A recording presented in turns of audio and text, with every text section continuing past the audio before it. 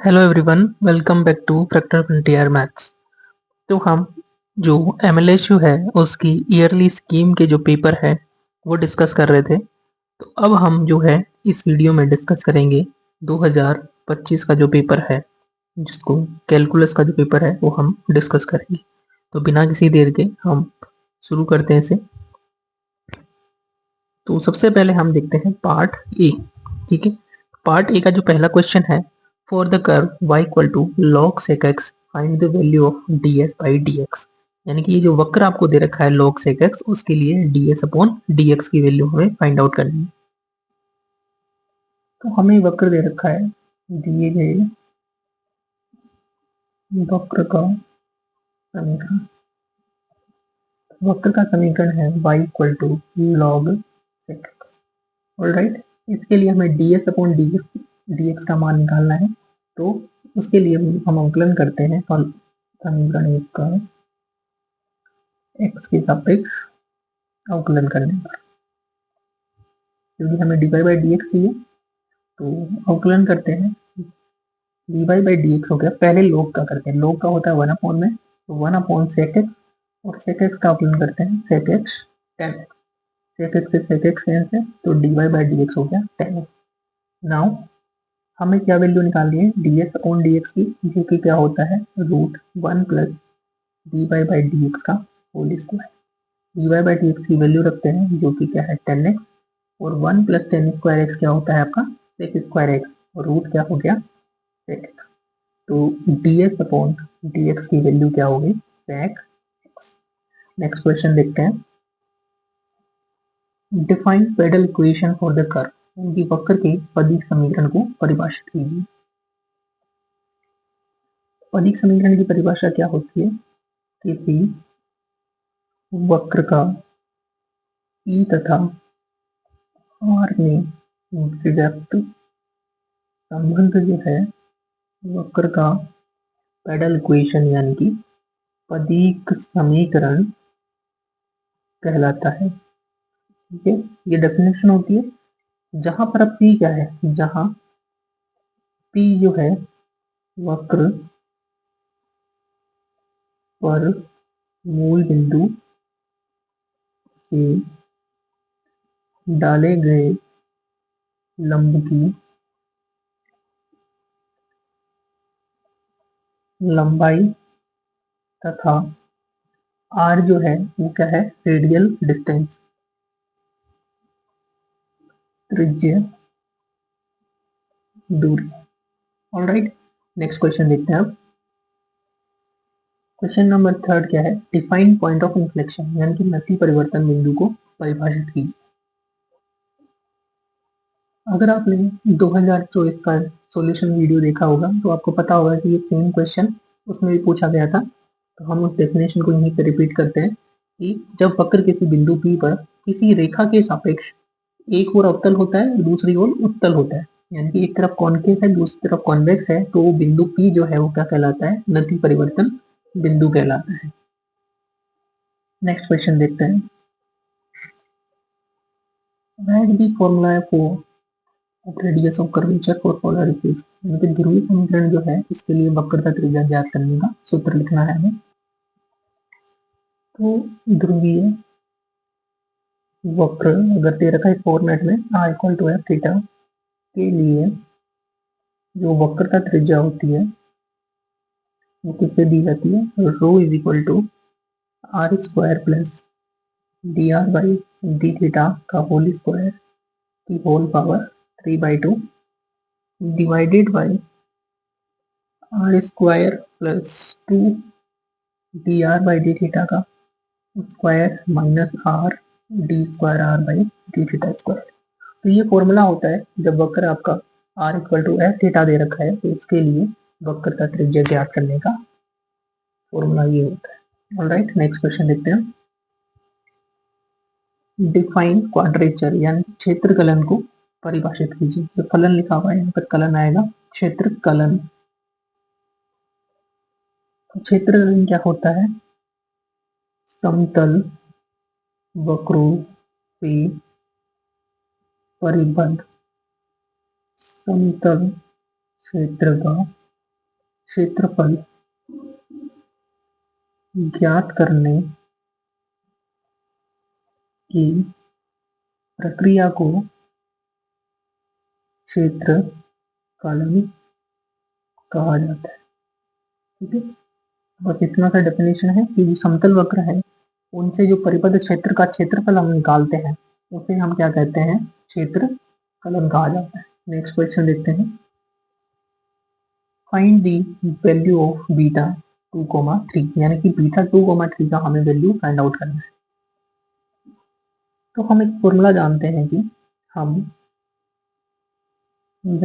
कि beta M coma N जो होता है वो gamma n divided by gamma m plus n होता है।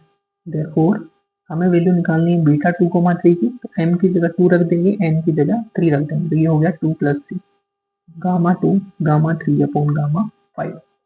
गामा 2 की वैल्यू हो गई 1, गामा 3 की वैल्यू हो गई 2 फैक्टोरियल, गामा 5 की वैल्यू होगी 4 फैक्टोरियल। तो 1 × 2 हो गया 2 और 4 फैक्टोरियल कितना हो जाएगा आपका 24। तो ये हो जाएगा 1/12। देयरफॉर इसको ऊपर लिख देते हैं। देयरफॉर बीटा 2,3 आपकी जो वैल्यू फाइंड आउट करनी है वो है कि 1/12। नेक्स्ट क्वेश्चन देखते हैं। नेक्स्ट क्वेश्चन है find the order of differential equation. तो ये आपके अवकल समीकरण का भाग है, तो ये अभी हम नहीं करेंगे यहाँ पे। तो ये सारे क्वेश्चन अवकल समीकरण का भाग है। अब हम पार्ट बी की तरफ मूव करते हैं। तो पार्ट बी का यूनिट फर्स्ट का पहला क्वेश्चन है find the pedal equation for the curve this. तो ये एक कोऑर्डिनेट का समीकरण है, इसकी हमें पदिक समीकरण ज्ञात करनी है। तो क्वेश्चन में आपको वक्र का समीकरण दे रखा है, दिए गए वक्र का समीकरण ये है आपका r = a 1 - cos θ। ठीक है, इस इक्वेशन नंबर 1 दे देते हैं और इसका जो हमें पोलर फॉर्म में वक्र दे रखा है, यानी कि r और थीटा में इक्वेशन है। तो r और थीटा में जब इक्वेशन दे रखा है तो हम r और थीटा का जो फॉर्मूला होता है पदिक समीकरण का वो यूज करेंगे। इसके लिए हम पहले dr/dθ निकालते हैं। तो समीकरण 1 का थीटा के सापेक्ष अवकलन करने पर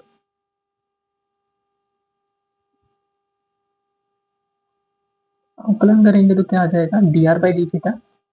तो dr/dθ हो जाएगा, a कांस्टेंट है 1 का 0 माइनस कोस थीटा का होता है माइनस साइन थीटा, तो ये हो जाएगा a साइन थीटा। इसको इक्वेशन नंबर 2 मान लेते हैं।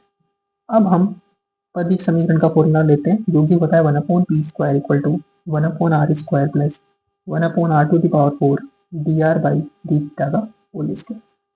तो 1/r² प्लस, ठीक है, काम करते हैं इसको, r की वैल्यू रख देते हैं। r की वैल्यू क्या है समीकरण नंबर 1 में, तो 1/r² पहले मैं काट करता हूँ, कॉमन लेता हूँ, तो 1 + 1/r² dr/dθ का स्क्वायर कितना हो जाएगा a² sin² theta.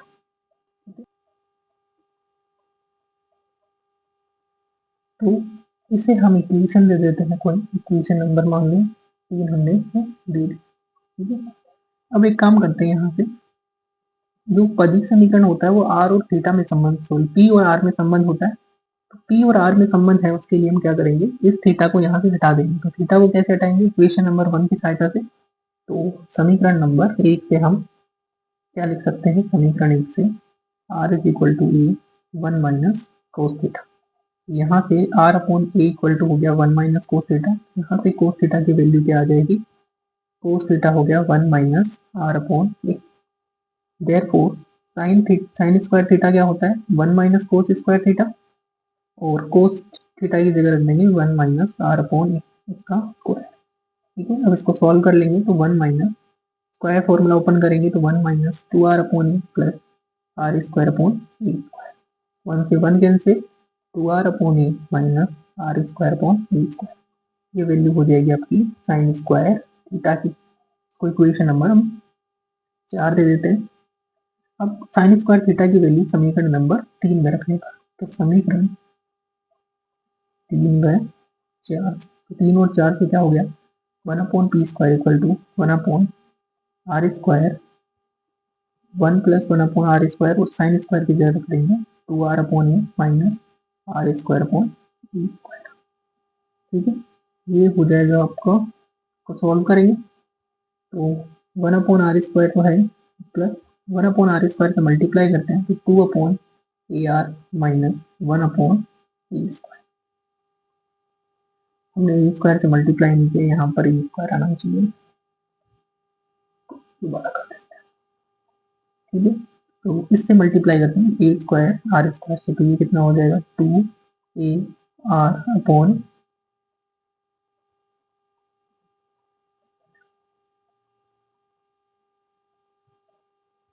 2 a upon r हो जाएगा, ए से ए कैंसिल हो जाएगा, ऊपर ए बचेगा और नीचे आर बचेगा, माइनस ए स्क्वायर से ए स्क्वायर और 1 ए स्क्वायर से ए स्क्वायर कैंसिल हो जाएगा, आर स्क्वायर से आर स्क्वायर, 1 से 1 कैंसिल हो गया तो 1 upon a 2 a upon r बचेगा, तो ये हो जाएगा 2 ए अपॉन आर क्यूब, ये हो गया 1 अपॉन पी स्क्वायर। ठीक है, तो इसको हम ऐसे भी लिख सकते हैं p square equal to r cube upon 2, ये इसका क्या हो जाएगा पदीक समीकरण। तो यार वो इसको लिखेंगे तो 2a p square equal to r cube, जो कि वक्र r equal to a 1 minus cos theta का अभिष्ट पदीक समीकरण। ये सॉल्यूशन हो गया। नेक्स्ट क्वेश्चन देखते हैं। नेक्स्ट क्वेश्चन है वेरीफाई रोज थ्योरम। तो ये आपका सिलेबस का पार्ट नहीं है, इसको हम डिस्कस नहीं करेंगे यहाँ पे। अब बात करते हैं यूनिट नंबर सेकंड। तो यूनिट नंबर सेकंड का पहला क्वेश्चन है find the asymptote of the following curve. ये आपको एक कोई वक्र दे रखा है, इसकी हमें निकालनी है अनंत स्पर्शिका। तो देखते हैं, तो दिए गए वक्र का समीकरण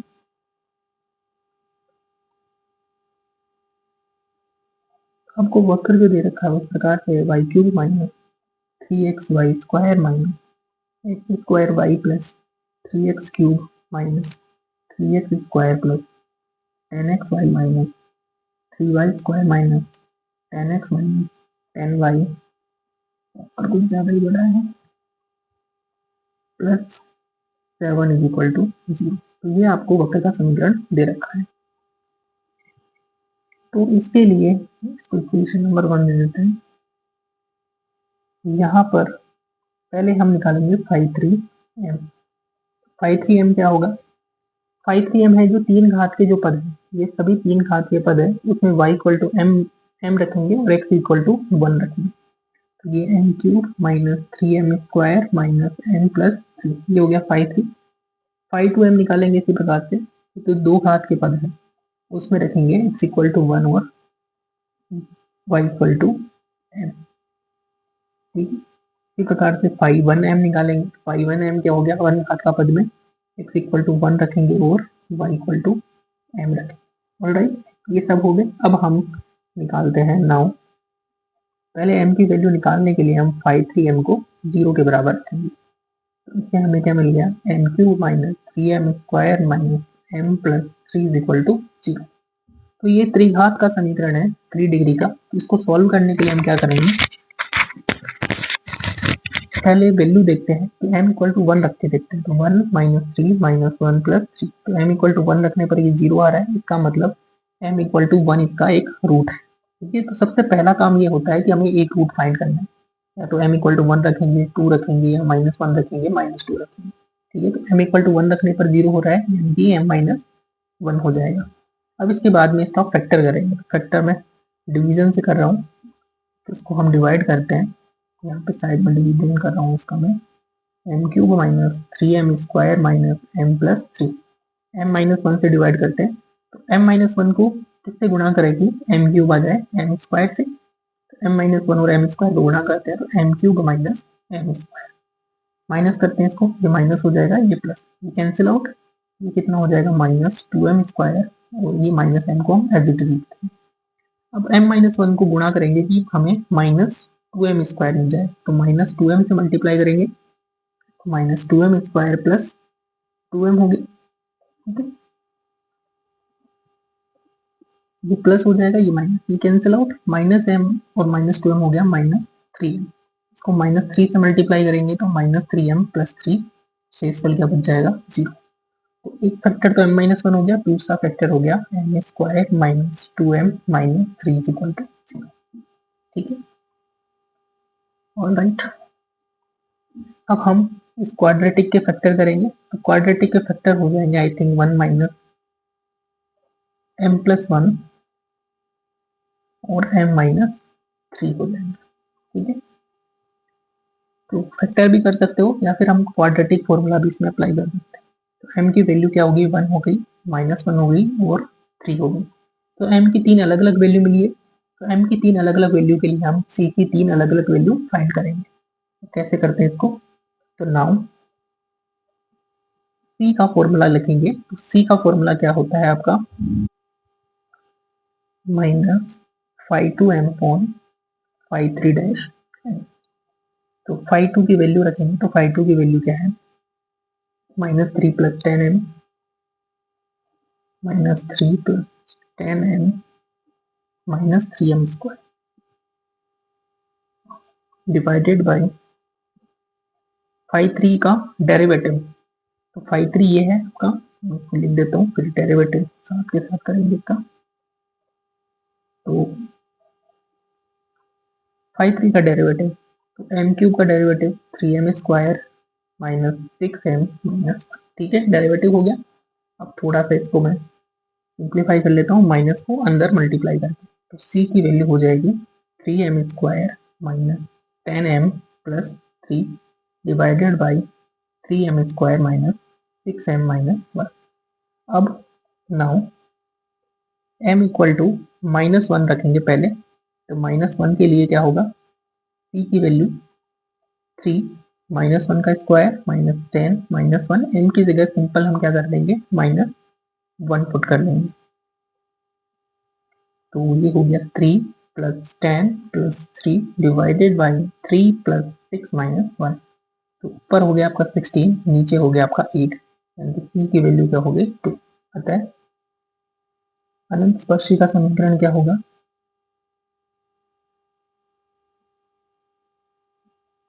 अनंत स्पर्शी का समीकरण हो जाएगा y equal to mx plus m की वैल्यू -1, c की वैल्यू 2। इसको इस प्रकार से लिखेंगे, तो x + y minus 2 is equal to 0। ये एक अनंत स्पर्शी आ गई। इसी प्रकार से हम m इक्वल टू +1 के लिए निकालेंगे, तो m इक्वल टू 1 के लिए क्या होगा, c की वैल्यू निकालते हैं पहले।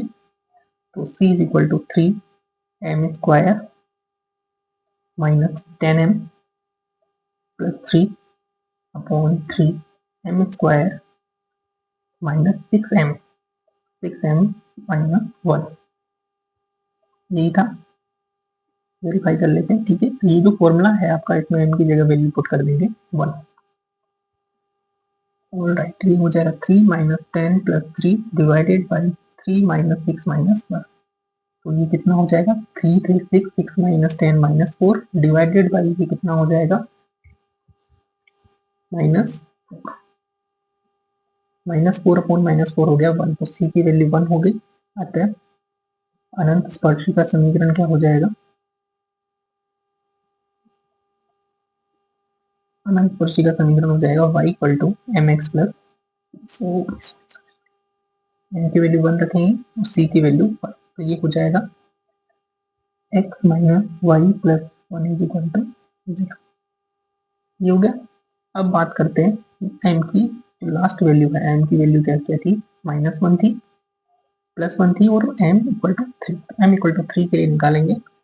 नाउ m इक्वल टू 3 के लिए, तो m इक्वल टू 3 के लिए c क्या हो जाएगा, c का फॉर्मूला पहले मैं यहाँ पे कॉपी कर लेता हूँ उसको, c के फॉर्मूले को, ताकि इजी हो जाए हमारे लिए। इसको मैं यहाँ पे कॉपी कर लेता हूँ।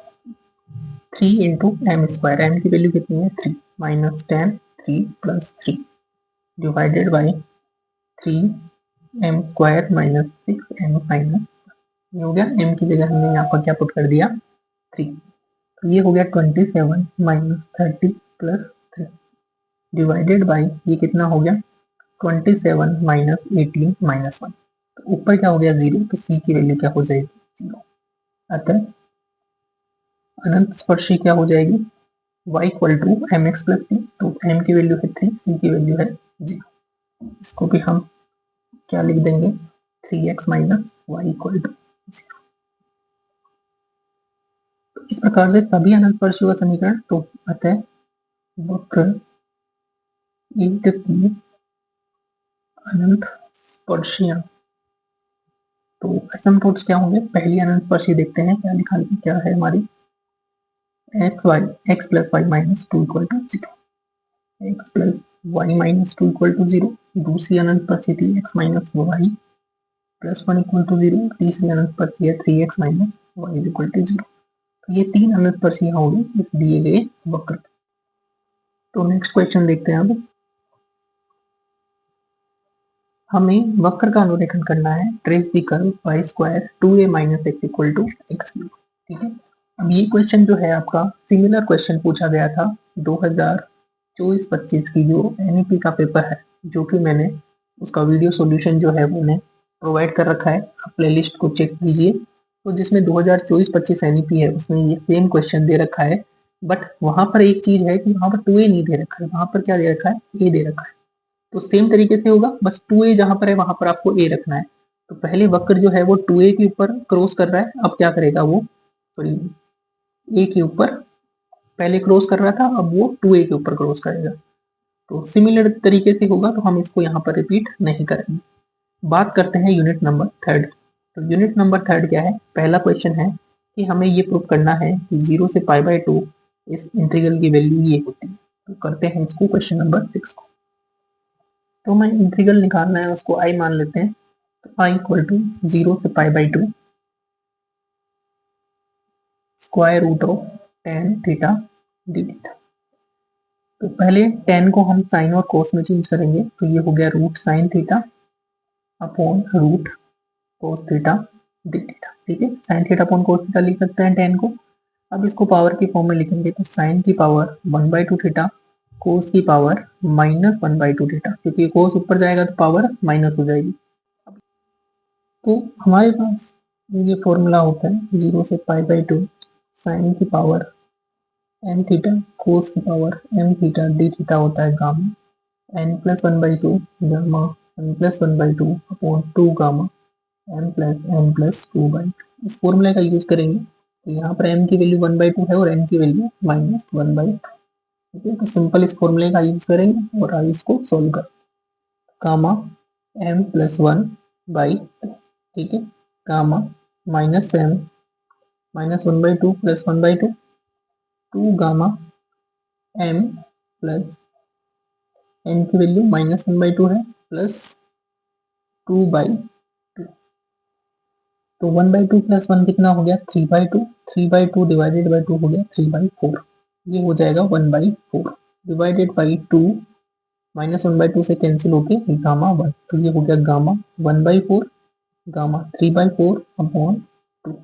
ये वैल्यू हो गई आई की। इसको इक्वेशन नंबर हम मान लेते हैं 1। अब ये वैल्यू फाइंड आउट कैसे करेंगे, क्योंकि हम जानते हैं गामा 1/n होता है पाई अपॉन साइन n पाई। ये फॉर्मूला होता है। n की वैल्यू रखेंगे 1/4 रखने पर, तो n की जगह 1/4 रखेंगे तो gamma 1/4 gamma 1 - 1/4 equal to pi upon sine π/4। तो गामा 1/4 1 - 1/4 हो गया 3/4 अपॉन पाई अपॉन साइन π/4 की वैल्यू 1/√2। तो ये कितना हो जाएगा आपका π√2। देयरफॉर आई हम ऐसे लिखते हैं समीकरण, इसको वैल्यू दे देते हैं 2। एक में 2 से वैल्यू पुट कर देते हैं, समीकरण 1/2 से। तो आई की वैल्यू कितनी हो जाएगी, इसकी जगह रखेंगे π/√2 डिवाइडेड बाई 2। तो आई की जगह हो गया 0 से π/2 root tan theta D theta, ये हो जाएगा π/2। ये प्रूव करना था हमें, hence proved. Alright, next question देखते हैं। नेक्स्ट क्वेश्चन है find the whole length of the astroid, यानी कि ये जो एस्ट्रॉइड का इक्वेशन दे रखा है इसकी कुल लंबाई ज्ञात करनी है। तो ये क्वेश्चन आपका रिपीट क्वेश्चन है, जो कि ईयरली 2024 में पूछा गया था, यानी कि इससे जो पहले वाला पेपर था उसमें सेम क्वेश्चन आपको पूछा गया है। हम इसको यहाँ पर रिपीट नहीं करने वाले। अब बात आती है यूनिट 4 की। ये डिफरेंशियल इक्वेशन से रिलेटेड है और यूनिट 5 भी डिफरेंशियल इक्वेशन से रिलेटेड है। तो हम सीधा मूव करते हैं पार्ट नंबर सी पे। तो पार्ट सी का पहला क्वेश्चन है लाग्रांज मीन वैल्यू थ्योरम मध्यमान प्रमेय, क्योंकि सिलेबस में नहीं है। इसके बाद में क्वेश्चन नंबर 13।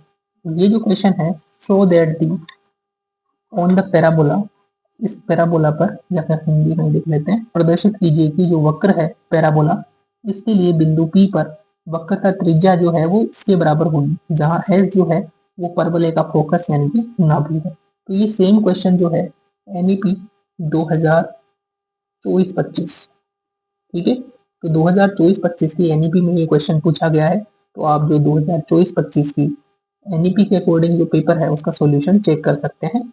तो इसको रिपीट हम नहीं करेंगे। अब बात आते हैं क्वेश्चन नंबर 14 पर। तो find the area of the curve, यानी कि इस वक्र का हमें क्षेत्रफल निकालना है। वक्र ये दे रखा है x की पावर 2/3 प्लस y की पावर 2/3 इक्वल टू 1। तो ये क्वेश्चन हम करते हैं क्वेश्चन नंबर 14। तो क्वेश्चन नंबर 14 जो है, हमें ये वक्र दे रखा है x raise to the power 2/3 प्लस y raise to the power 2/3 equal to 1। इसे इक्वेशन नंबर हम 1 दे देते हैं। जो हमें वक्र ये दे रखा है इसको हम कैसे लिख सकते हैं, x की पावर 1/3 का होल स्क्वायर प्लस y की पावर 1/3 का होल स्क्वायर। तो अंदर चाहे कुछ भी हो हमेशा ये क्या रहेगा, पॉजिटिव। तो ये x और y में समफलन है, यानी कि x की टर्म जो है उसकी पावर भी 2 है और y की टर्म की पावर भी 2 है। यानी कि वक्र जो है वो x तथा y एक्स के सापेक्ष हो गया सममित। और ये वक्र कुछ इस प्रकार से बनेगा आपका एस्ट्रॉयड, ठीक है। हमें इसका पूरा क्षेत्रफल निकालना है, तो हम क्या करेंगे, केवल इस भाग का क्षेत्रफल निकाल लेंगे और उसे मल्टीप्लाई बाई 4 कर देंगे, ठीक है। और तो ये हो जाएगा 4 इंटू 0 से 1, क्योंकि x की लिमिट क्या रहेगी 0 से 1, y डॉट डी एक्स। समीकरण 1 से पहले y निकालते हैं, तो y की पावर 2/3 हो जाएगा 1 minus x raise to the power 2/3 और y की वैल्यू हो जाएगी 1 minus x raise to the power 2/3 की होल पावर 3/2। तो क्षेत्रफल ये हो गया आपका। अब इसका इंटीग्रेशन करना है, तो अब हम इसको क्या बनाएंगे, साइन या कोस जैसा बनाएंगे, ताकि 1 माइनस आपका साइन स्क्वायर थीटा क्या बन जाएगा, कोस स्क्वायर थीटा, और ये सोल्व हो जाएगा। तो हम x को मान लेते हैं साइन क्यूब थीटा। क्यूब क्यों, क्योंकि साइन क्यूब थीटा का पावर अगर मैं 2/3 करूँगा तो ये 3 कैंसिल हो जाएगा और पावर हो जाएगी 2। dx क्या हो जाएगा 3 साइन स्क्वायर थीटा, और साइन थीटा का कोस थीटा, थीटा का डी थीटा। जब x की वैल्यू 0 रहेगी यानी कि साइन क्यूब 0। साइन क्यूब 0 कब होता है, जब साइन 0 और यानी कि थीटा इक्वल टू 0। इसी प्रकार से जब x 1 होगा यानी कि साइन थीटा 1, और साइन थीटा 1 कब होता है, जब थीटा इक्वल टू क्या होता है, π/2। तो जो क्षेत्रफल है हमें ये मिल जाएगा, ये हो जाएगा 12, 0 से π/2, कोस स्क्वायर थीटा बन जाएगा ये, और ये 3 और इंटू 4 कितना हो गया 12। तो ये कोस की पावर 3 और 1, कोस की पावर हो जाएगी 4 और साइन की पावर 2 हो जाएगी। अब हम गामा फॉर्मूला जो हमने पहले डिस्कस किया है वो अप्लाई करेंगे। तो gamma m+1/2 gamma n+1/2 point 2 gamma m+n+2/2। m की वैल्यू 2 है और n की वैल्यू कितनी है 4। ये फॉर्मूले में हमने पुट किया, तो ये हो जाएगा 3/2, ये हो जाएगा 5/2 और ये हो जाएगा आपका 4। 3/2 को क्या लिख सकते हैं, 1/2 इंटू गामा 1/2, और गामा 1/2 की वैल्यू √π। 5/2 में से 1 माइनस करेंगे 3/2, फिर 1 माइनस करेंगे 1/2 और फिर √π। फैक्टोरियल 4 कितना हो जाएगा गामा 4 हो जाएगा 3 फैक्टोरियल। तो ये मल्टीप्लाई करेंगे, ये हो जाएगा 3π/8 और ये 6 से 6 कैंसिल हो गया, तो कितना आ गया आपके पास 3π/8। तो वक्र का अभिष्ट क्षेत्रफल कितना आ जाएगा 3π/8। ओके, तो ये जो हमें जो एरिया पूछा गया था वो हमें मिल गया। अब नेक्स्ट क्वेश्चन देखते हैं। तो जो नेक्स्ट क्वेश्चन है वो आपका डिफरेंशियल इक्वेशन का है, जो कि सिलेबस में नहीं है और ये भी आपका सिलेबस में नहीं है। इस प्रकार से ये जो कैलकुलस का जो पेपर है आपका फिनिश होता है। अब हम बात करेंगे एडवांस कैलकुलस के पेपर की, जो कि जो आपका NEP का सिलेबस है उसका आधा पार्ट कवर करता है। तो एडवांस कैलकुलस का जो पेपर है 2025 का, उसका हम पार्ट ये देखते हैं। तो ये आपके सिलेबस में नहीं है, फर्स्ट काइंड ऑफ डिसकंटिन्यूटी। ये भी आपके सिलेबस में नहीं है, sufficient condition for the differentiability of function of two variables. ये आपका सिलेबस का पार्ट है। तो हम क्वेश्चन नंबर 3 से स्टार्ट करेंगे पार्ट ए के। डिफाइन एनवेलोप, एनवेलोप को परिभाषित कीजिए।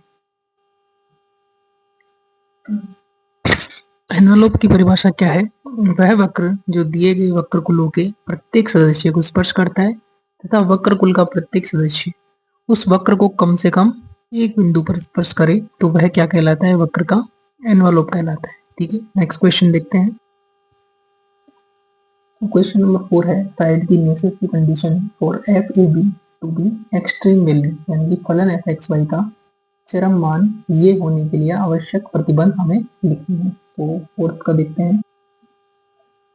तो फलन एफ एक्स वाई का बिंदु ए कमा बी पर चरम मान होने के लिए आवश्यक प्रतिबंध यह है कि क्या है कि f का x के सापेक्ष derivative at the point a कमा b इक्वल टू 0 तथा f का y के सापेक्ष अवकलन a कमा b पर 0, यानी कि जो फलन होता है उसके आंशिक अवकलज गुणांक जो है वो क्या होने चाहिए? शून्य होने चाहिए। नेक्स्ट क्वेश्चन देखते हैं। नेक्स्ट क्वेश्चन है, हमें इवेल्युएट करना है ये डबल इंटीग्रल। इस डबल इंटीग्रल की वैल्यू हमें फाइंड आउट करनी है। इंटीग्रेशन आपको दे रखा है 0 से 1, 0 से 2, x plus y d x D y. All right, तो पहले हम y के सापेक्ष करेंगे अवकलन। तो y के सापेक्ष किया तो x y plus Y square और लिमिट आ जाएगी y की 0 से लेके 2।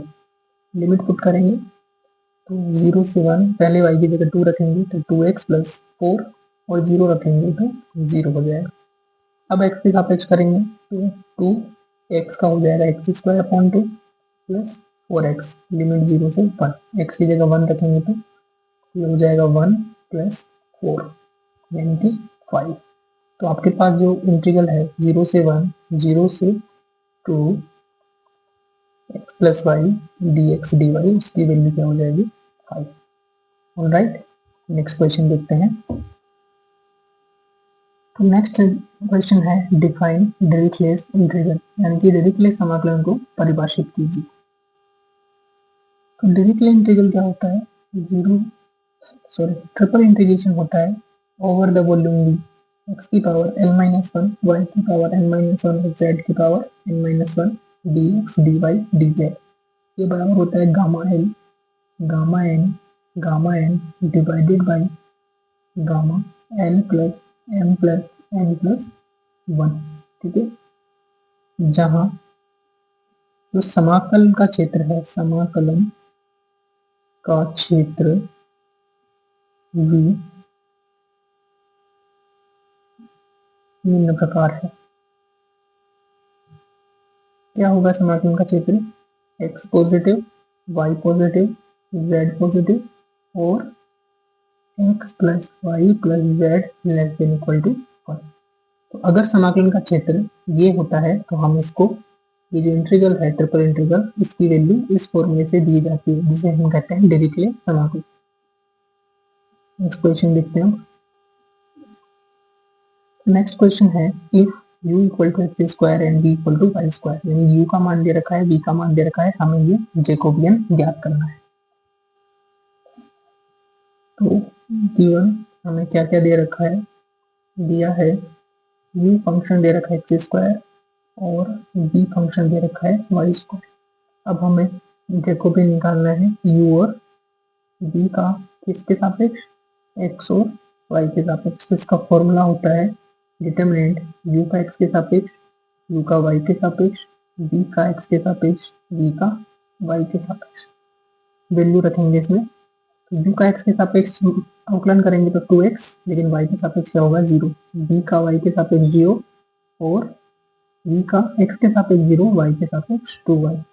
तो डिटरमिनेंट क्या हो जाएगा? 2x इंटू 2y माइनस 0, ये हो जाएगा 4xy। तो जैकोबियन हमारा हो गया del u v upon del x y की वैल्यू हो जाएगी 4xy। ऑल राइट, नेक्स्ट देखते हैं। नेक्स्ट जो प्रॉब्लम्स है वो वेक्टर कैलकुलस की है, जो कि हमारे सिलेबस में नहीं है। अब हम जाते हैं पार्ट बी पर। तो ये भी सिलेबस का पार्ट नहीं है और ये भी सिलेबस का पार्ट नहीं है, यानी कि यूनिट फर्स्ट जो है वो सिलेबस का पार्ट नहीं है। अब हम सीधा मूव करते हैं यूनिट नंबर सेकंड पर। तो पार्ट बी की यूनिट सेकंड देखते हैं। तो उसका पहला क्वेश्चन है कि यू हमें दे रखा है sine inverse x upon y plus tan inverse Y upon x. तो हमें ये रिजल्ट जो है वो सिद्ध करना है। तो देखते हैं इसको। आपको क्या दे रखा है, जो फंक्शन है यू वो दे रखा है sine inverse x upon y plus tan inverse Y upon x. इसको दे देते हैं इक्वेशन नंबर 1। तो जो रिजल्ट हमें सिद्ध करना है उसके लिए u का x के सापेक्ष डेरिवेटिव करेंगे और u का y के सापेक्ष डेरिवेटिव करेंगे। तो सबसे पहले समीकरण एक का x के सापेक्ष आंशिक अवकलन करने पर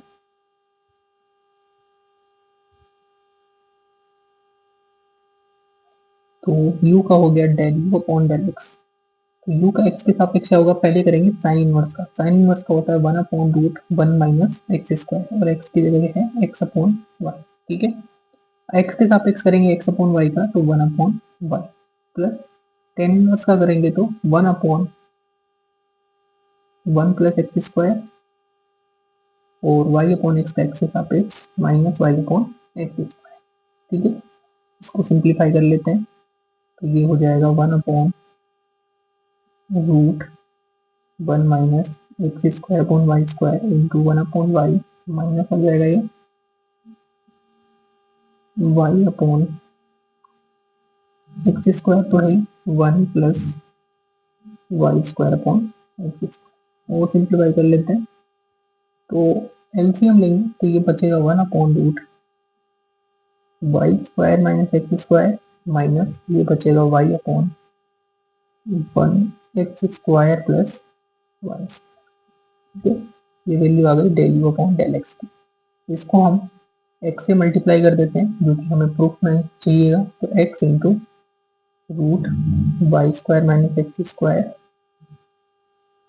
minus x y upon x square plus Y square. इसको दे देते हैं इक्वेशन नंबर 2। इसी प्रकार से हम एक का करेंगे y के सापेक्ष आंशिक अवकलन। ठीक है,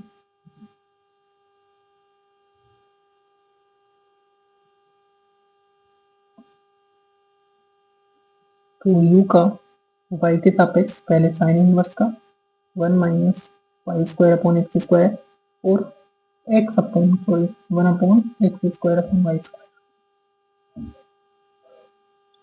और एक्स अपॉन वाई का हो जाएगा minus x upon Y square. क्योंकि एक्स अपॉन वाई का करना है तो वाई के सापेक्ष होगा, एक्स तो कांस्टेंट रहेगा, और 1 अपॉन वाई का minus 1 upon Y square, plus tan inverse का करेंगे 1 upon Y square upon x square, और वाई अपॉन एक्स का वाई के सापेक्ष 1 अपॉन एक्स। तो ये क्या हो जाएगा आपका, ये हो जाएगा 1 upon root square root y square minus x square upon y into minus x upon Y square, plus ये हो जाएगा आपका x upon x square plus Y square. थोड़ा सा सिंप्लीफाई कर लेते हैं तो minus x upon y root y square minus x square plus x upon x square plus Y square. ये वैल्यू किसकी आ रही है, del u upon del y की। इसको वाई से मल्टीप्लाई कर देते हैं तो ये हो जाएगा माइनस एक्स वाई, वाई से मल्टीप्लाई करेंगे वाई, वाई तो कैंसिल हो जाएगा, ये बचेगा y square minus x square plus x y upon x square plus Y square. इसको इक्वेशन नंबर दे देते हैं 3। अब समीकरण नंबर 2 और समीकरण नंबर 3 को ऐड कर देते हैं। तो समीकरण 2 व 3 का योग करने पर, तो लेफ्ट हैंड साइड क्या है दोनों की, x del u upon del x plus y del u upon del y. तो यहाँ पर देखो, इसको मैं थोड़ा छोटा कर देता हूँ। ये x है पॉजिटिव में, ये x है नेगेटिव में, कैंसिल। ये माइनस एक्स वाई है और ये प्लस एक्स, तो ये आपस में क्या हो जाएंगे, कैंसिल हो जाएंगे, कैंसिल होकर क्या बन जाएगा 0। ठीक है, तो यही हमें प्रूव करना था, हैंस प्रूव्ड।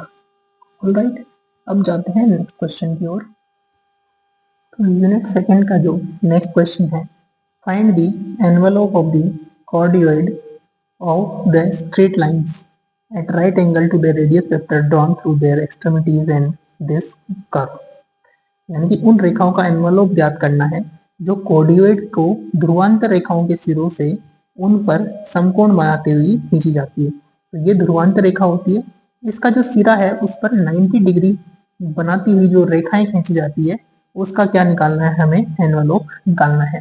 तो यूनिट सेकंड का क्वेश्चन नंबर 5 देखते हैं।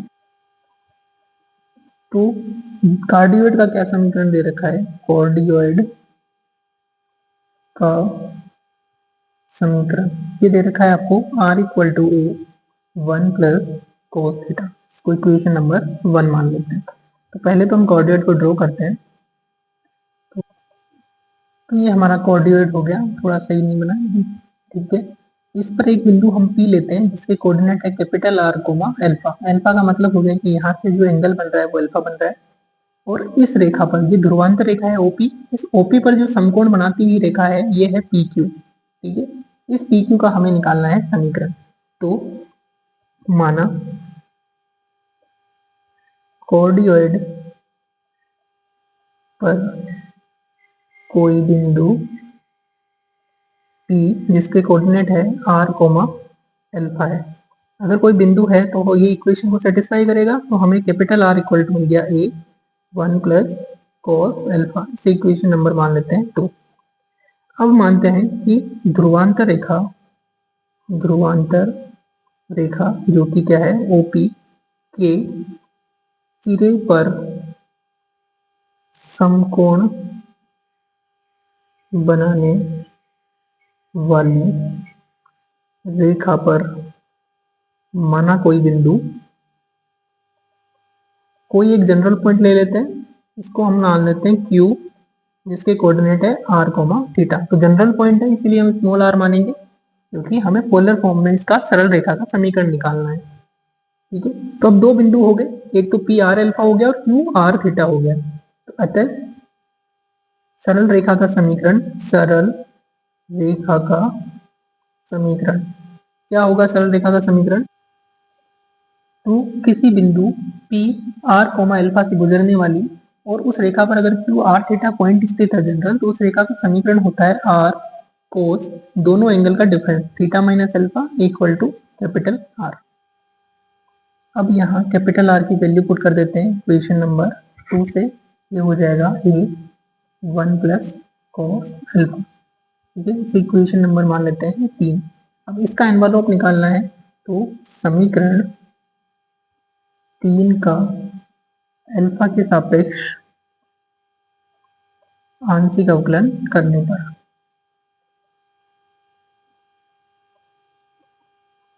तो आर कोस का हो जाएगा minus sine theta minus alpha, और माइनस थीटा माइनस अल्फा का अल्फा के सापेक्ष -1, ए 1 का 0 और कोस अल्फा का माइनस साइन अल्फा। तो ये हो जाएगा r sine theta minus alpha is equal to a minus a sine alpha.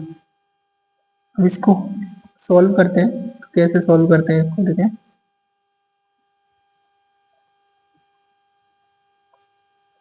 एक काम करते हैं, इसको इक्वेशन नंबर 4 मान लेते हैं। अब नाउ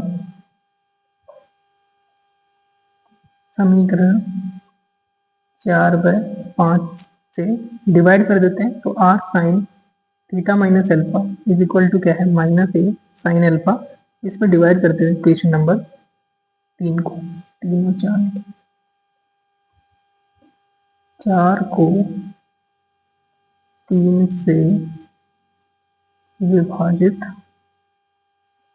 करने पर, तो 3 क्या है, r cos theta minus alpha, और राइट हैंड साइड में आ रहा है ए cos a 1 plus cos alpha. तो यहाँ से आर कैंसिल हो गया, ये बन गया tan थीटा माइनस अल्फा, ए से कैंसिल हो गया माइनस साइन अल्फा अपॉन तो 1 प्लस कोस अल्फा। अब इसको भी tan में चेंज कर देते हैं, तो माइनस साइन अल्फा को लिख सकते हैं 2 sine alpha by 2 cos alpha by 2 divided by 1 plus cos alpha को लिख सकते हैं 2 cos alpha square by 2 minus 1।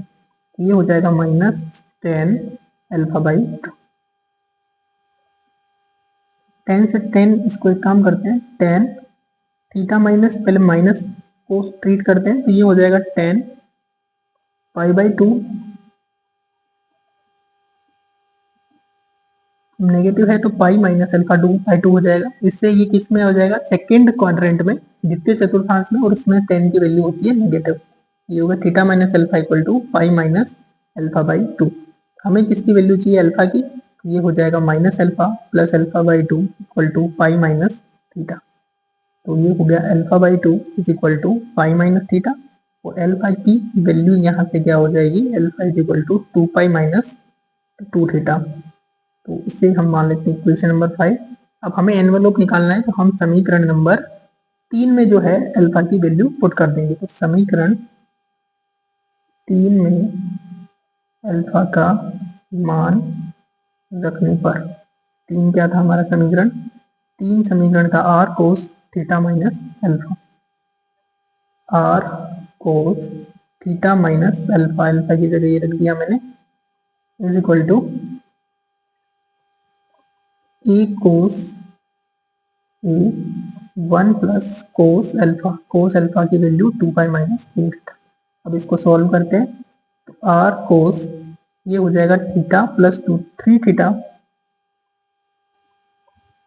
एक चीज मिस्टेक हो गया आई थिंक, यहाँ पे माइनस आएगा और ये माइनस आएगा तो ये आपका 2 पाई माइनस 2 थीटा हो, 2 थीटा माइनस 2 पाई हो जाएगा।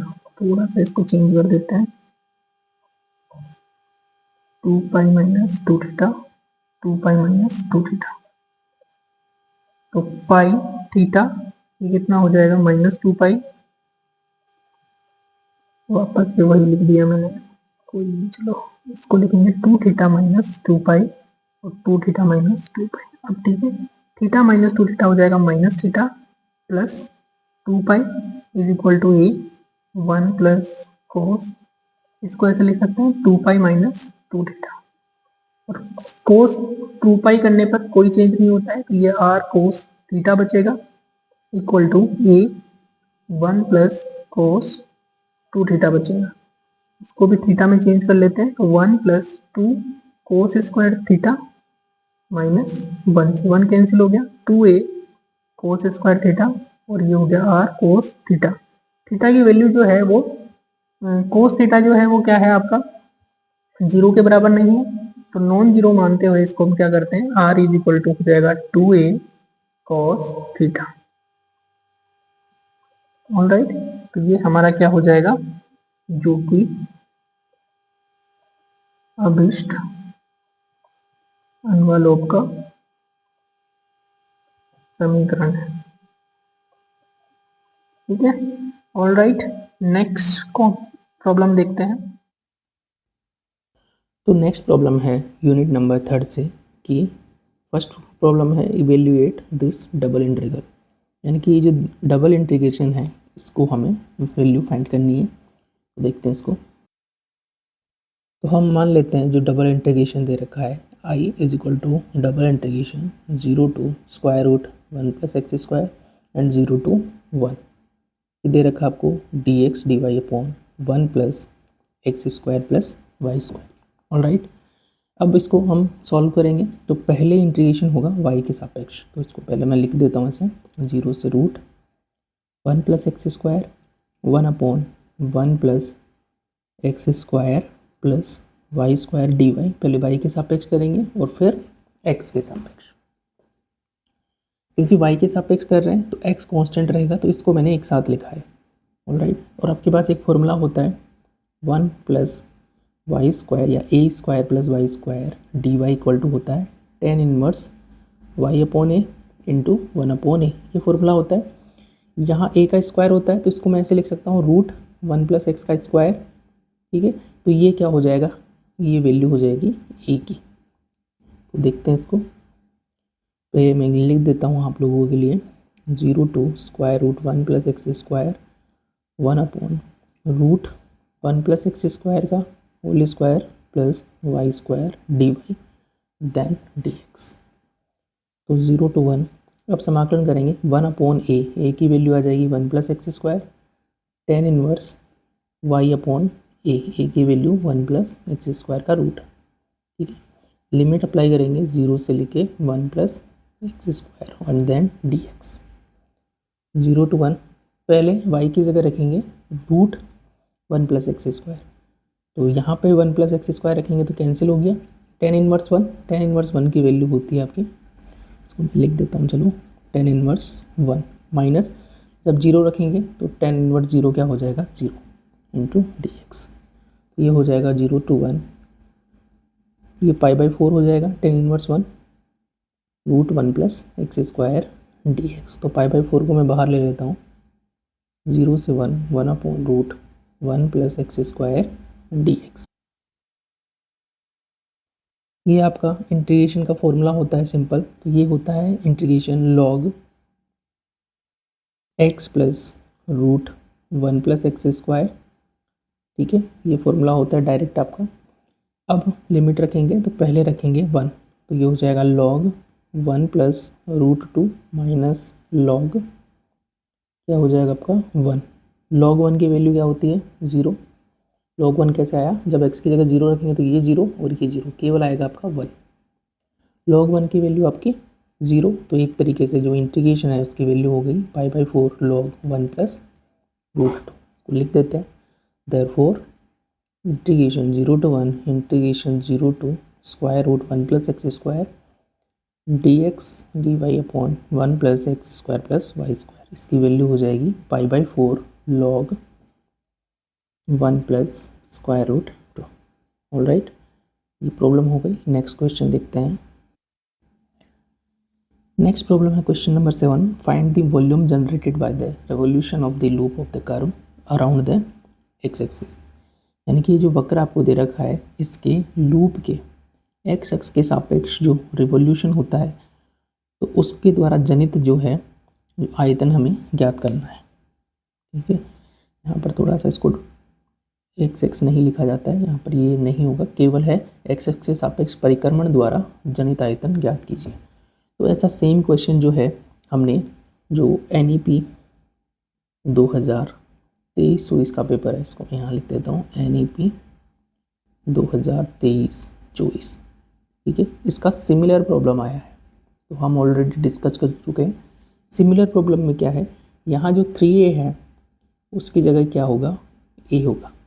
ठीक है, बाकी बिल्कुल एज इट इज़ सेम रहने वाला है, तो हम इसको डिस्कस यहाँ पे नहीं करने वाले हैं। तो आप वहाँ पे जो NEP 2023-24 की जो प्रॉब्लम है वो वहाँ पे जाके आप चेकआउट कर सकते हैं। अब बात करते हैं यूनिट नंबर 4 की। तो यूनिट नंबर 4 का पहला क्वेश्चन है कि अगर आपको ये चीज़ें दे रखी है u³ plus v³ equal to x plus y and u² plus v² equal to x³ plus y³, तो हमें इस जैकोबियन की वैल्यू को फाइंड आउट करना है। ठीक है, तो देखते हैं क्वेश्चन नंबर 8 को यूनिट नंबर 4 से। तो सबसे पहले हमें क्या क्या दे रखा है वो लिख लेते हैं। एक हमें दे रखा है u³ plus v³ equal to x plus y. ठीक है, तथा एक दे रखा है आपको u² plus v² equal to x³ plus y³। तो पहले एक काम करते हैं, सभी को लेफ्ट हैंड साइड में लेके राइट हैंड साइड 0 बना देते हैं। तो माना f1 मान लेते हैं, f1 इज इक्वल टू इस प्रकार से 3 जो है हमने पैरेलल लाइंस खींची है। इसका मतलब होता है एक तरीके से फंक्शन जो है वो इक्विवेलेंट है किसके, u³ plus v³ minus x minus y is equal to 0। ठीक है, अब हम यहाँ पे भी 0 इक्वल टू लगा देंगे तो थोड़ा सा ओड हो जाएगा, इस वजह से हमने ये फंक्शन ऐसे करके डिफाइन किया। दूसरे इक्वेशन से लिख देंगे minus x³ minus y³ equal to 0, इसको दे देंगे इक्वेशन नंबर 2। ठीक है, नाउ जो आपका जैकोबियन होगा, Jacobian of u_v with respect to xy, इसका फॉर्मूला क्या होगा। तो जब भी आपको इस प्रकार से फंक्शन दे रखा हो, उस फंक्शन में u, v, x और y हो, दूसरे फंक्शन में भी u, v, x और y हो, और हमें ये जैकोबियन निकालना है, तो उसका फॉर्मूला होता है -1 की पावर, इसमें कितने वेरिएबल है, 1 और 2 वेरिएबल है तो पावर 2, 3 वेरिएबल होंगे तो पावर 3 हो जाएगी। फिर पहले हम f1 f2 का जैकोबियन निकालते हैं, ठीक है, with respect to x y, जो नीचे दे रखा है उसी के सापेक्ष करते हैं, डिवाइडेड बाई करते हैं f1 f2 का जैकोबियन विद रेस्पेक्ट टू जो ऊपर दे रखा है u, v। ये फॉर्मूला होता है, इसी इक्वेशन नंबर 3 मान लेंगे। अब इस फॉर्मूले में जो दो जैकोबियन हमें चाहिए वो वैल्यू फाइंड करते हैं नाउ। तो पहले हम फाइंड करते हैं f1 f2 का एक्स वाई के सापेक्ष। तो फॉर्मूला क्या होगा, डिटर्मिनेंट f1 का x के सापेक्ष, f1 का y के सापेक्ष, f2 का x के सापेक्ष, f2 का y के सापेक्ष, ये सभी वैल्यू कैलकुलेट करेंगे तो इक्वल टू f1 का डेरिवेटिव करेंगे x के सापेक्ष, तो u और v का डेरिवेटिव तो 0 हो जाएगा, y का भी 0 हो जाएगा, केवल x के सापेक्ष कितना होगा -1, y के सापेक्ष भी -1 हो जाएगा। अब f2 का करेंगे x के सापेक्ष, तो x क्यूब का क्या हो जाएगा 3x², तो -3x² और y के सापेक्ष हो जाएगा -3y²। वैल्यू निकाल लेंगे तो ये हो जाएगा 3y² -3x², तो ये हो जाएगा 3y² -x²। किसकी वैल्यू आ रही है, f1 और f2 का Jacobian with respect to x and y। इसे हम इक्वेशन नंबर दे देते हैं 4। इसी प्रकार से दूसरा जैकोबियन भी निकाल लेते हैं, एंड तथा जैकोबियन f1 f2 का u और v के सापेक्ष। तो ये क्या हो जाएगा, डिटर्मिनेंट पहले f1 का करेंगे u के सापेक्ष, f1 का करेंगे v के सापेक्ष, f2 का करेंगे u के सापेक्ष और f2 का करेंगे v के सापेक्ष। तो देखते हैं, तो f1 का डेरिवेटिव करते हैं हम u के सापेक्ष, तो u क्यूब का हो जाएगा 3u², इसका 0 इसका 0, क्योंकि आंशिक अवकलन जो हम करते हैं तो जो वेरिएबल होगा, जैसे u के सापेक्ष करना है तो उसके अलावा जितने भी हैं सारे के सारे कांस्टेंट रहेंगे। तो ये हो जाएगा आपका 3u², ये 3v²। f2 का करेंगे तो u² का क्या हो जाएगा 2u, तो 2u और 2v, तो ये कितना हो जाएगा आपका 6u² v -6uv²। तो यहाँ से 6uv कॉमन आ जाएगा, u -v, ये वैल्यू कितनी आ जाएगी, f1 f2 का Jacobian with respect to u and v। इसे इक्वेशन नंबर दे देंगे कितना 5। अब 4 और 5 से जो मान है वो हम रख देंगे समीकरण नंबर 3 में, जो कि हमें निकालना है। तो समीकरण 4 व 5 से मान जो है वो समीकरण 3 में रखने पर तो हमें मिल जाएगा u और v का Jacobian with respect to x and y। -1 का स्क्वायर तो क्या हो जाएगा प्लस हो जाएगा।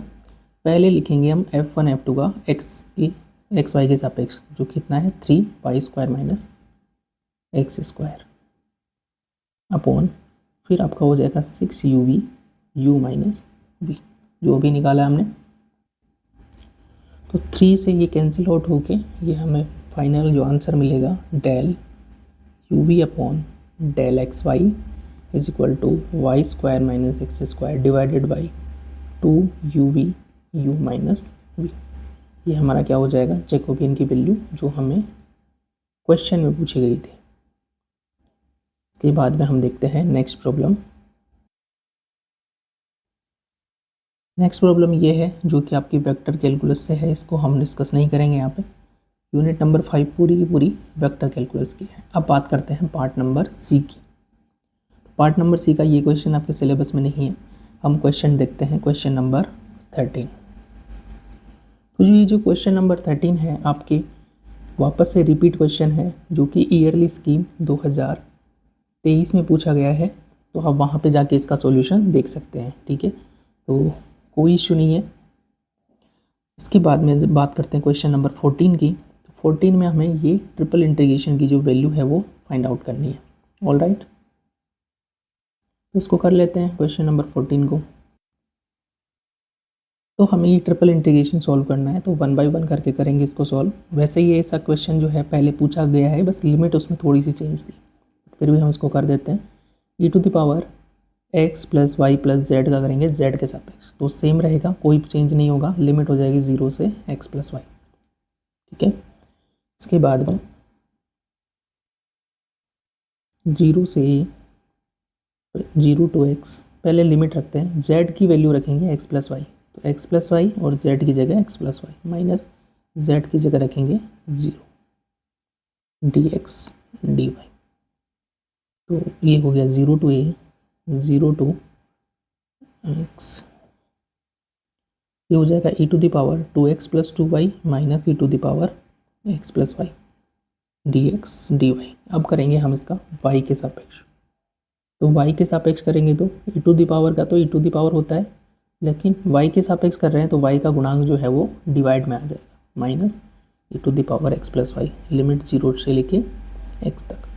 अब y की लिमिट रख देंगे x, तो ये हो जाएगा 2x plus 2x upon 2 minus e to the power x plus x, minus y की जगह 0 रखेंगे तो e to the power 2x upon 2 minus e to the power x, ये आपका dx। पहले इसको सॉल्व कर लेते हैं, 0 to a e to the power 4x upon 2 minus e to the power 2x minus e to the power 2x upon 2 और minus minus plus e to the power x।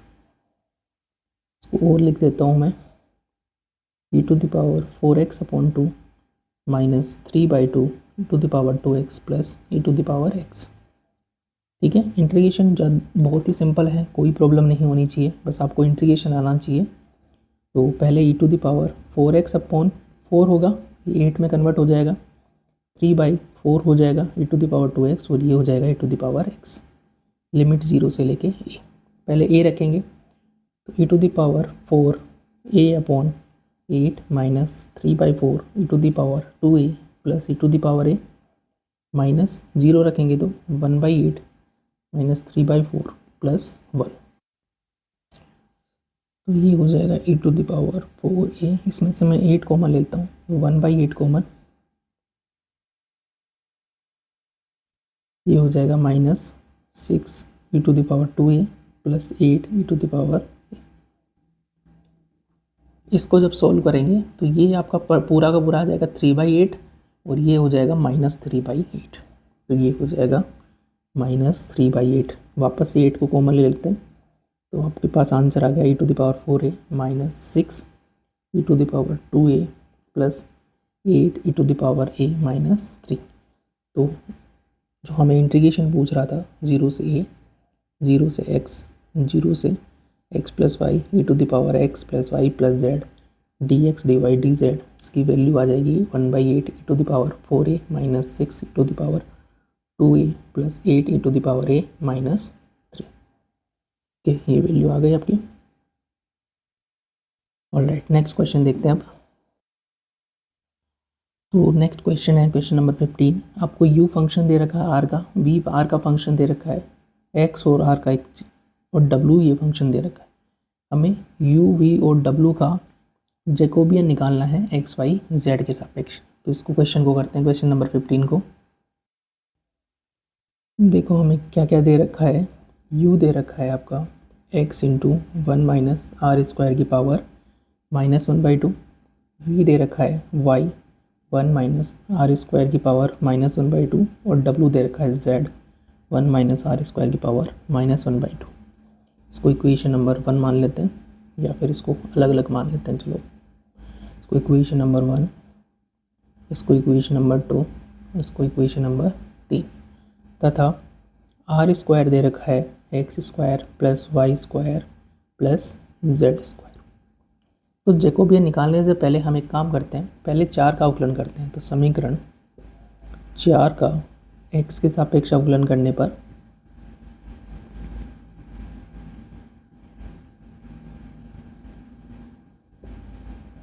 तो x के सापेक्ष आंशिक अवकलन करेंगे तो आर स्क्वायर का कितना हो जाएगा 2r और r का del r upon del x, x square का 2x, बाकी सभी 0 हो जाएंगे क्योंकि y भी कांस्टेंट है और z भी कांस्टेंट है। तो यहाँ से del r upon del x आ गया आपका x अपॉन r। ठीक है, इसी प्रकार से क्योंकि अगर आप देखोगे तो जैसी x की टर्म है वैसी y की टर्म है वैसी ही z की टर्म है, तो डेरिवेटिव भी सिमिलर आएंगे। तो r का y के सापेक्ष हो जाएगा y अपॉन आर, ठीक है, तथा r का z के सापेक्ष हो जाएगा z अपॉन आर, ठीक है। अब हम नाउ समीकरण 1 का अवकलन करेंगे x के सापेक्ष, समीकरण 1 का x के सापेक्ष आंशिक अवकलन करने पर। तो समीकरण 1 का x के सापेक्ष अवकलन करते हैं, तो यहाँ पर दो फंक्शन है, x तो फंक्शन है ही x का, लेकिन r भी x का फंक्शन है, क्योंकि r क्या दे रखा है इसके अकॉर्डिंग। तो u का x के सापेक्ष अवकलन करते हैं, तो del u upon del x, पहले x का करेंगे तो 1, तो 1 माइनस आर स्क्वायर की पावर -1/2 प्लस x तो ऐसे कैसे रहेगा, अब इसका पावर का अवकलन करेंगे तो -1/2, एक पावर कम हो जाएगी तो पावर -3/2, फिर इस 1 माइनस आर स्क्वायर का करेंगे तो -2r, और फिर करेंगे r का del r upon del x, तो ये हो जाएगा 1 minus r square is to the power -1/2, ये माइनस और ये माइनस प्लस हो जाएगा, देखो ये और ये 2 से 2 कैंसिल हो गया, तो ये हो गया x r 1 minus r square is to the power -3/2, और del r upon del x होता है एक्स अपॉन आर, तो ये हो जाएगा 1 minus r square is to the power -1/2, r से r cancel, x square 1 minus r square की power -3/2, यहाँ से 1 माइनस आर स्क्वायर की पावर -3/2 को कॉमन ले लेते हैं, तो ये बनेगा 1 माइनस आर स्क्वायर, पावर 1 बचेगी, और प्लस ये बचेगा आपका एक्स स्क्वायर, तो ये वैल्यू हो जाएगी del u upon del x की, ठीक है।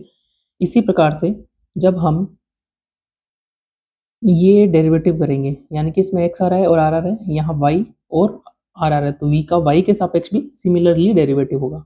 पहले तो केवल हम u के निकालते हैं, तो u का y के सापेक्ष डेरिवेटिव, x तो कांस्टेंट रहेगा, पहले करेंगे इसका 1 माइनस आर स्क्वायर की पावर -1/2 का, ये हो जाएगा 1 माइनस आर स्क्वायर की पावर -3/2, और फिर 1 माइनस आर स्क्वायर का 2r, और r का y के सापेक्ष कितना हो जाएगा y अपॉन r, ओवरऑल करेंगे तो ये हो जाएगा आपका r से r cancel, x y 1 minus r square की पावर -3/2, एंड u का z के सापेक्ष करेंगे तो x तो रहेगा, z और आ जाएगा 1 माइनस आर स्क्वायर की पावर -3/2। सिमिलरली क्या होगा, v का करेंगे हम x के सापेक्ष, तो v में y आ रहा है, तो y के साथ x और लग जाएगा, x y 1 minus r square की पावर -3/2। तो डेरिवेटिव सेम इसी तरीके से होंगे, ठीक है, या तो ये तरीका लगेगा या फिर ये तरीका, तो मैं डायरेक्ट रिजल्ट लिख रहा हूँ क्योंकि इसमें सिमेट्री है। तो जैसे u है, u में x आ रहा है, तो ये x का डेरिवेटिव में 2 टर्म आएंगे, v के y के सापेक्ष डेरिवेटिव में 2 टर्म आएंगे, और w के z के सापेक्ष जो डेरिवेटिव है उसमें 2 टर्म आएंगे, बाकी सब में एक एक टर्म ही आएगा, ठीक है। तो हम इसी प्रकार से लिख रहे हैं, v का y के सापेक्ष क्या हो जाएगा, जैसा x u का x के सापेक्ष हुआ था सेम उसी तरीके से 1 माइनस,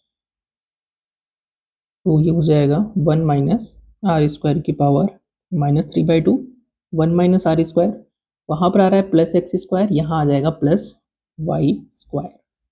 v का z के सापेक्ष करेंगे तो y तो है ही, तो y z 1 minus r square की पावर -3/2, w का x के सापेक्ष करेंगे तो x z 1 minus r square की पावर -3/2, w का y के सापेक्ष करेंगे तो y z 1 minus r square की पावर -3/2, और w का z के सापेक्ष करेंगे तो 1 माइनस आर स्क्वायर की power -3/2, 1 minus r square plus यहाँ हो जाएगा जेड स्क्वायर।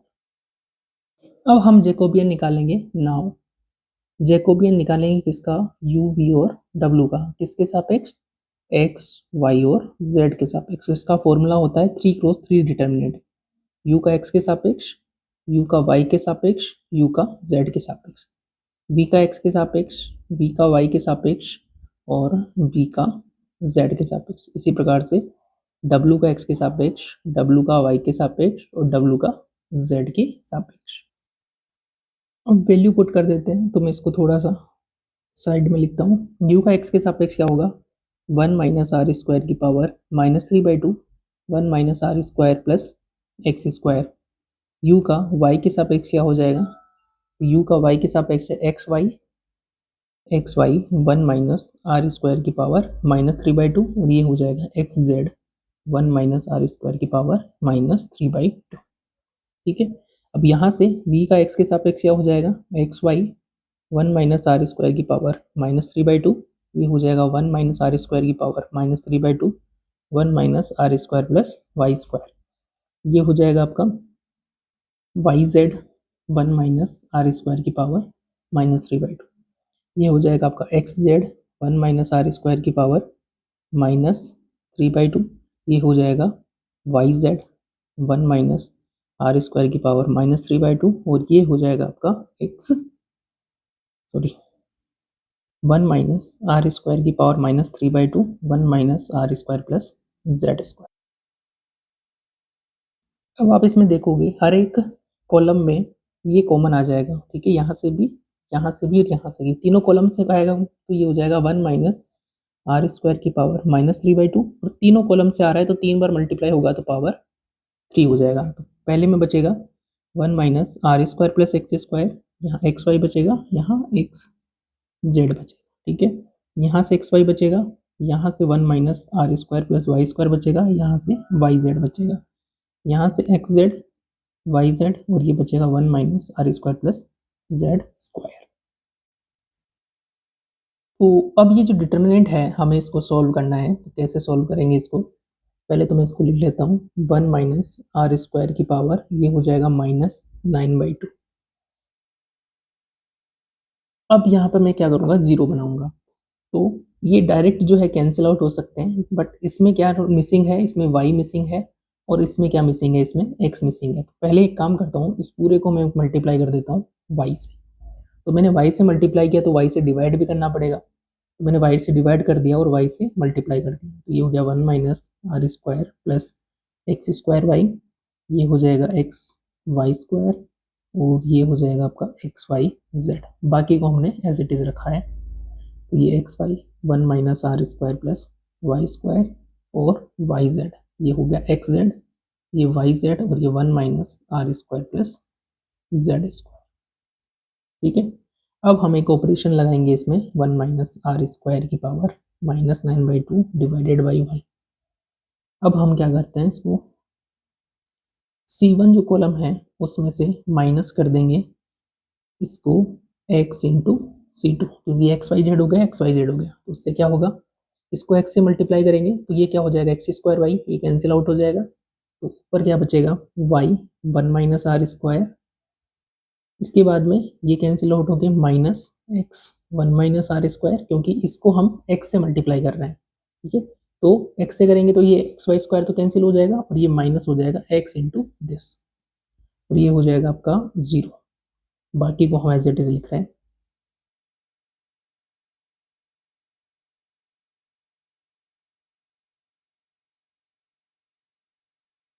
अब इसमें से जो पहला कॉलम है उसमें से 1 माइनस आर स्क्वायर कॉमन आ रहा है, तो 1 माइनस आर स्क्वायर की power -9/2 upon y into 1 minus r square, तो पहले कॉलम में क्या बचेगा, वाई माइनस एक्स और 0 बचेगा।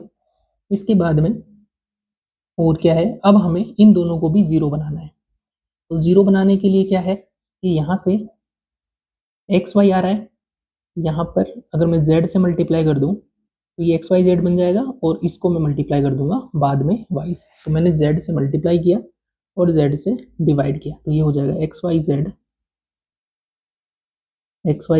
ये हो जाएगा z 1 minus r square plus Y square z और ये हो जाएगा वाई जेड स्क्वायर, बाकी जो थर्ड है उसको मैंने एज इट इज रखा है। अब हम एक और ऑपरेशन परफॉर्म करते हैं, तो पहले पावर 9/2 है माइनस की और पावर 1 है प्लस की, तो पावर हो जाएगी 7/2 अपॉन वाई जेड, पहला कॉलम एज इट इज रहेगा, दूसरे कॉलम में हम ऑपरेशन लगाएंगे, तो C2 में माइनस कर देंगे, ये हो जाएगा एक्स वाई जेड है C2 एज इट इज, लेकिन यहाँ हम y से मल्टीप्लाई कर देंगे, तो y इंटू C3, तो ये एक्स वाई जेड कैंसिल हो गया, y ये हो जाएगा वाई स्क्वायर जेड और वाई स्क्वायर जेड आपस में कैंसिल, तो यहाँ से बचेगा z 1 माइनस आर स्क्वायर और ये हो जाएगा minus y 1 minus r square. Third column में तो कोई चेंज नहीं हुआ है। थोड़ा डिटर्मिनेंट इसका थोड़ा सा ट्रिकी है, वो आपको ध्यान रखना पड़ेगा। और सेकेंड रो से भी 1 माइनस आर स्क्वायर कॉमन आ जाएगा, तो ये 1 माइनस आर स्क्वायर की पावर बचेगी माइनस 5/2 अपॉन वाई जेड। ये y माइनस एक्स जीरो, ये जीरो, z माइनस वाई, ये x z, y z 1 minus r square plus z square.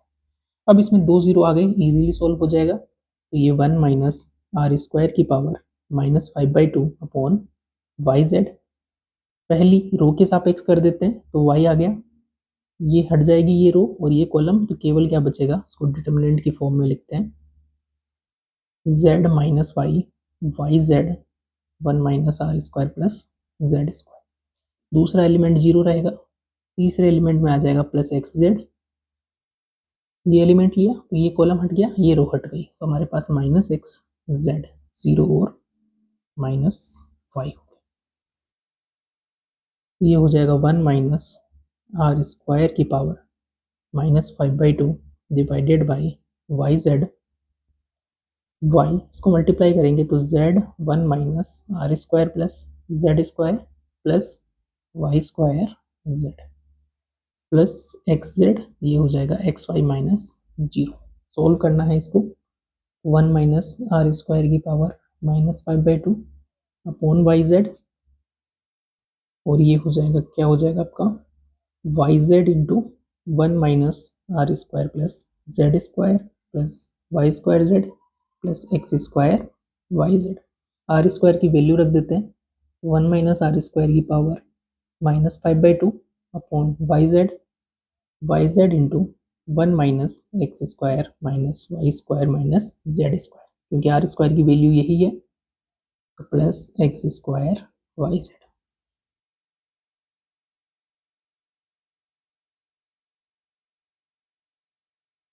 ये कैंसिल आउट हो गया, वाई जेड से मल्टीप्लाई कर देते तो minus x square y z minus ये क्या हो जाएगा आपका y cube z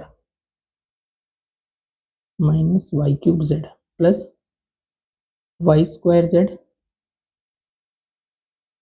y cube z y plus ये हो जाएगा एक्स स्क्वायर वाई। एक second, I think I got some mistake.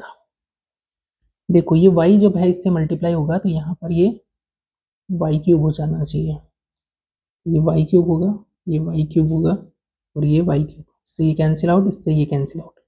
तो एक तरीके से ये हो जाएगा 1 माइनस आर स्क्वायर की power minus 5/2 upon y z into y z से वाई जेड कैंसिल हो गया, तो हमारे पास जैकोबियन आ गया यू वी डब्ल्यू का एक्स वाई और जेड के सापेक्ष क्या आ गया 1 माइनस आर स्क्वायर की पावर माइनस 5/2। यही हमें क्या करना था, प्रूव करना था, तो हैंस प्रूव्ड।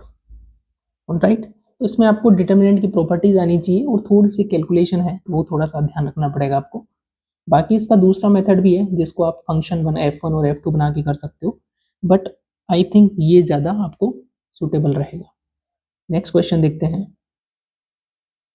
तो नेक्स्ट क्वेश्चन है आपका ग्रीन्स थ्योरम का, यानी कि ये वेक्टर कैलकुलस का पार्ट है, इसको हम नहीं करेंगे। तो इस प्रकार से आपका ये पेपर फिनिश होता है।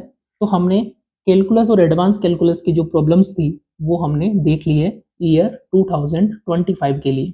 ऑलराइट, तो इस प्रकार से आपके जितने भी पेपर थे कैलकुलस एनईपी के सिलेबस के अकॉर्डिंग अब तक के वो हमने डिस्कस कर लिए। 3 पेपर हमने एनईपी के देखे और 3 पेपर हमने ईयरली सिस्टम के देखे हैं। ठीक है, तो इस प्रकार से ये कंप्लीट होता है। आप सभी पेपर्स को जो है वो आप रिवाइज कीजिए अच्छे से, क्योंकि पेपर में से क्वेश्चन जो है वो रिपीट होने के चांसेस बहुत ज़्यादा होते हैं।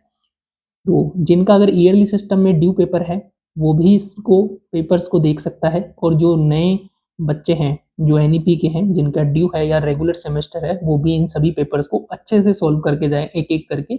मैं जो पीडीएफ है सॉल्यूशन का वो भी टेलीग्राम ग्रुप में प्रोवाइड कर दूंगा, तो आप सभी अच्छे से इनको कीजिए। अगर कोई प्रॉब्लम है किसी पर्टिकुलर प्रॉब्लम में या कोई एडिशनल प्रॉब्लम है तो आप मुझे टेलीग्राम ग्रुप पर कमेंट भी इसको कर सकते हैं। तो इतना ही आपके लिए। Keep learning, keep exploring. Thank you so much for watching.